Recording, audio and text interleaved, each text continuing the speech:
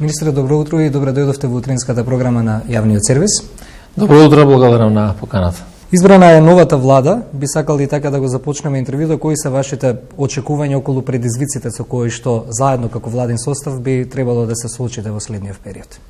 Нова влада и многу предизвици кои што и не се нови, предизвици со кои што ќе мораме да се справиме, да влеземе во костец на сите проблеми кои што има, да се понудат соодветни решенија. Знаете дека постојано најголемите предизвици пред се пандемијата, економската, енергетската криза која што се мора да бидат во фокусот на вниманието, бидејќи пред се мора да се заштити здравјето на граѓаните, да се заштитат економијата, економскиот стандард на државата и секако тука влегуваат сите тие други аспекти на енергетска и на топлинска криза во Скопје.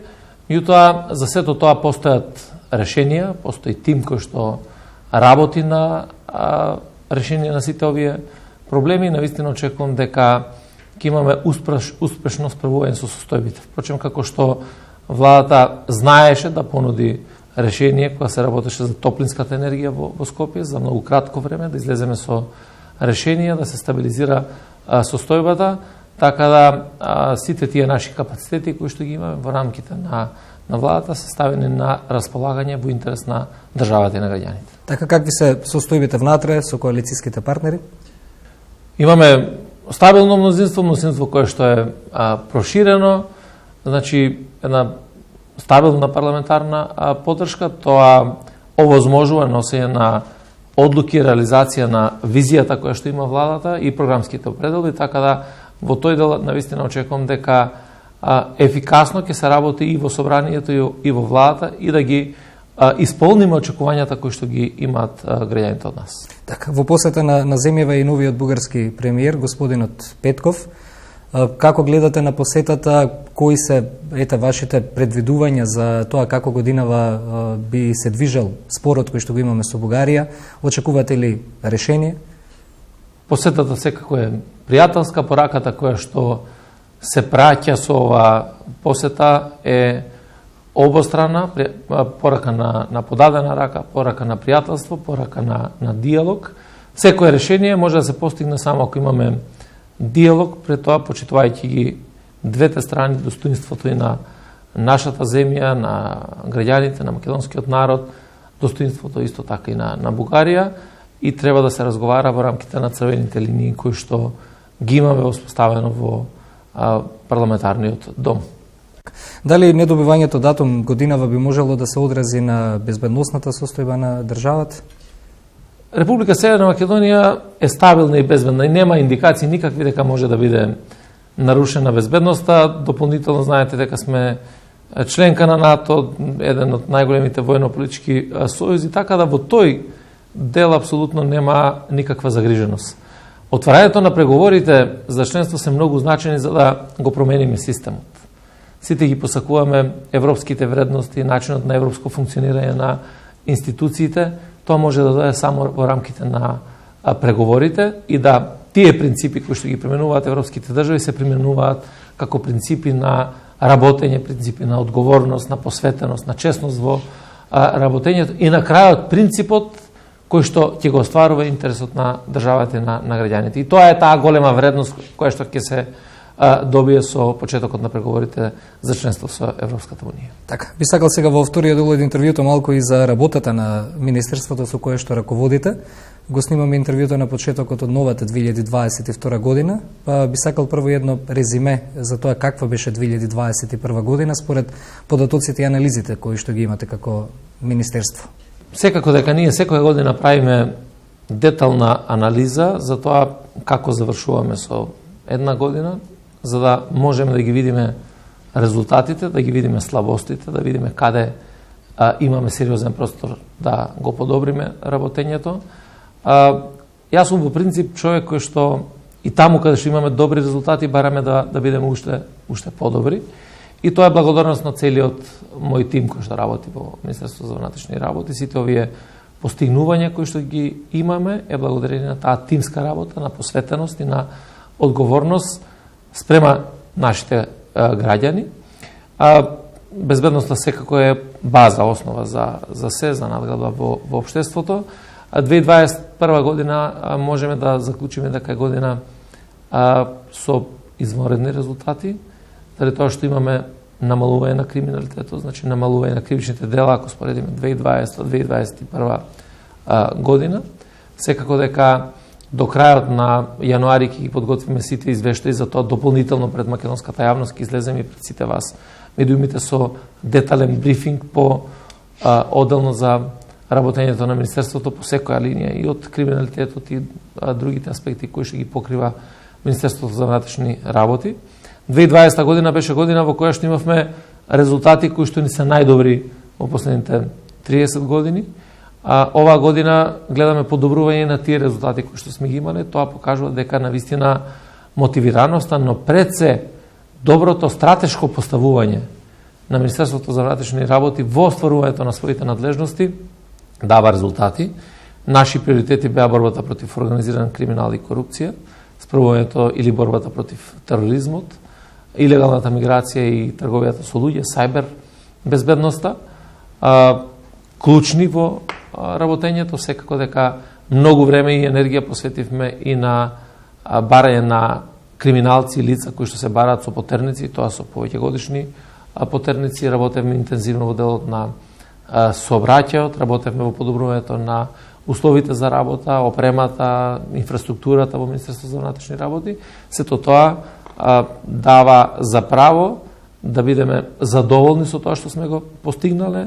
Ако говориме за 70 реконструирани објекти, ако говориме за целосна набавка на сите видови на униформа во Министерството за внатрешни работи во овој период, ако говориме за градба на нови објекти, подготовка проекти за нареднава година која што имаме и така натаму, сето тоа покажува дека интензивно работевме во 2021 година со извонредни резултати. Јас, кога станува збор за работењето, е многу важно, може би да видиме и во однос на реализацијата на буџетот на Министерството за внатрешни работи. Тоа е некаде 99,97% е реализиран буџетот на МВР. Тоа покажува дека не само дека се потрошиле парите во буџетот на одредени проекти. Тоа значи исправно планирање од страна на водството, и тоа е многу важно. Ако сакате да имате добра реализација, ќе треба да имате добар план, да подготвите добри проекти и на крајот сите тие да ги реализирате во временската рамка која што е на располагање. Така да во тој аспект апсолутно можеме да бидеме задоволни како измена 2021 година, меѓутоа тоа да не биде мотивација за 2022 година и секогаш да ги надминеме резултатите од претходната година. Министре, би сакале да дадеме една оценка за работата изминативе години, откако раководите со Министерството, колку е вратена довербата кон институцијата МВР од страна на граѓаните, заклучно до 2021 година? Секако дека требаше многу ангажмани, многу работа, многу посветено за да се врати довербата која што беше сериозно разнишена и може би и разбирливо заради причините. Ако погледнете до 2017 година, имавме најголемата афера во постојањето на независна Македонија, тоа беше аферата со приструшувањето, нарушувањето на човековите права, настаните во Куманово, убиството на Мартин Нешковски и уште низа на други случаи кои што сериозно ја разнишаа довербата во македонската полиција. Таа се движеше некаде околу 20 до 23% 2017 година. Историски може би најниско ниво на доверба и реков разбирливо заради состојбите кои што ни беа во тој период на станите од Куманово и така натаму. Значи, многу аспекти придонесоа за да таа доверба се намали. Второ, анализите покажаат дека врската помеѓу граѓаните и полицијата во тој период била скоро целосно прекината. Му требаше отворање на Министерство, транспарентност, доближување до граѓаните и тоа беа тогаш клучните одлуки кои што требаше да ги донесеме за да ја јакнеме довербата. Денеска имаме доверба која што е околу 65%, некои истражувања покажуваат нешто повеќе и така натаму. И тоа се фактите кои што навистина покажуваат дека многу од негативностите, работата со граѓаните ја врати довербата. Ако ме прашате дали е тоа доволно, не е. И треба да се работи се уште и да се одржува и да се гради воедно довербата, бидејќи не е еднаш за секогаш таа дадена. И тоа многу ќе зависи колку ќе бидеме транспарентни, колку ќе бидеме отчетни, колку ќе бидеме одговорни кон граѓаните, како ќе работиме и соработуваме со медиумите. Сето тоа е многу важно. Финансиски ја стабилизиравме институцијата заради тоа што 2017 година затекнавме 40 милиони евра доспеан долг. Денеска Министерството работи текуно без тие долгови. Паралелно со тоа имавме еден сериозен инвестициски циклус кој што значеше подобрување на условите за работа. Ке речам дека повторно 70 реконструирани објекти, 2 нови објекти за полициски станици изградени во овој период, 2 нови објекти генерално кои што се нова инфраструктура во безбедносниот систем, тоа е Disaster Recovery центарот во Прилеп и новиот форензички центар кој што го градиме во Скопје, набавка на сите видови на униформи, значи на специјалните единици, униформата за полицијата, редовна униформирана, оддел за заштита на определени личности и објекти, приправниците во Министерството за внатрешни работи, хеликоптерската единица.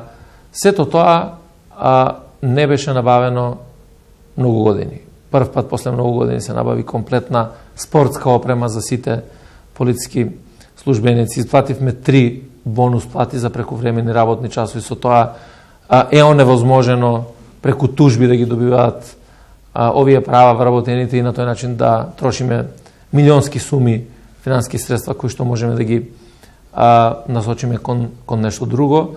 Секако дека сериозна борба против илегалната миграција, против тероризмот, против организираниот криминал, посебно трговијата со дрога и оружје, генерално е воспоставен еден посебен концепт за работа на полицијата како сервис на граѓаните и ние затоа и тргнавме со мотото уште на почетокот на мандатот 2017 година МВР за граѓаните. Не ние туку релевантна меѓународна институција рангира Република Северна Македонија како една од најбезбедните на овој регион на земјите од Западен Балкан. Таа е со скок од 71 место, сега е на 40 место во овој временски период. Ова се аргументи и факти кои што не може да се побијат. Се друго и за се друго може да се расправа, да се разговара, меѓутоа бројките и фактите се тие. Еве оваа година, 2022 година, ќе имаме зголемување на 5% на платата за сите вработени, ќе продолжиме понатаму со инвестициите кои што ги имаме. Во моментот работиме на неколку објекти кои што се во тек на реконструкција: ОВР Берово, ОВР Делчево, ОВР Радовиш, ЕВР Газибаба, ЕВР Карпош и така натаму. Ќе ни останат уште многу малку објекти. После 40 години специјалната антитерористичка единица доби свој простор за исхрана. Значи, досега користевме простор од армијата, сега е тоа простор кој што е целосно реконструиран, сообразен со потребите кои што треба на еден најсовремен начин да добие најелитната единица во Министерството за внатрешни работи услови. Секако дека тој инвестициски циклус продолжува во наредната година.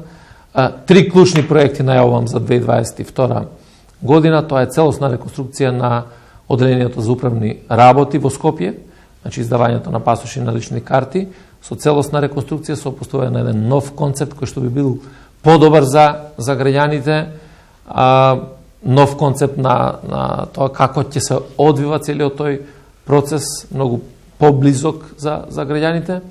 Второ, после повеќе децени целосна реконструкција на центарот за обука, таму каде што ги продуцираме младите кадри за полицијата, создавање на посебни подобри услови за школување на овие кадри и секако еден од најважните проекти е и градбата на новата полициска станица во аеродром. Тоа е нова зграда која што ќе биде посите современи европски стандарди. Така да не застануваме тука, веќе ќе го довршиме со градба новиот објект и конечно ќе се воспостави новиот форензички центар национален, што е исто така еден од приоритетите во наредниот период.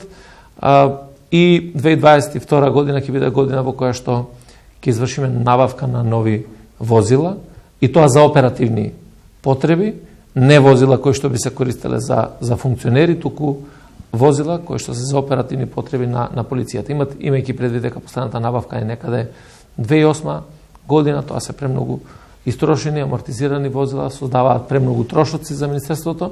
Ова година определивме пред се набавка на интервентни возила и возила за редовна работа на полицијата, на тој начин да се зголеми и оперативноста. Дали со новиот буџет за 2022 се предвидени нови вработувања? Да, тоа е исто така едно од клучните вложувања, како јас што го нарекувам заедно со мојот тим, а тоа е вложување во нови кадри. Имаме пензионирање, повеќе заради тоа што оние колеги кои што биле вработени при создавањето на македонската полиција 92 веќе ги исполнуваат условите за пензионирање. Мораме да го обновиме тој кадар. Најавувам дека за многу скоро време ќе се распише оглас за неколку стотини нови вработувања криминалисти, правници, економисти, информатичари, значи идни инспектори во рамките на Министерството за внатрешни работи и секако нов оглас за прием на полицајци. Така да тоа би било континуитет кој што го имаме цело време. Во моментот имаме околу 600 кандидати за полицајци кои што се наоѓаат во центарот за обука. Нивната обука ќе заврши во крајот на август и веднаш по тоа одиме со новиот циклус. Така да тие се работи кои што во континуитет ќе ги работиме во наредниот период. Така, и завршуваме со борбата против корупцијата, кога зборуваме за довербата кај граѓаните. Со кои мерки за 2022 година како Министерство ќе продолжите со борбата против корупцијата? Многу е важно не да продолжиме само со борбата против корупцијата и да тоа што е наша задача го сработиме. Многу е важно тоа да го пренесеме, да го покажеме на јавноста, заради тоа што сметам дека перцепцијата е важна да се креира. И јас и на вас ви благодарам како национален сервис што ни давате можност да говориме за корупцијата.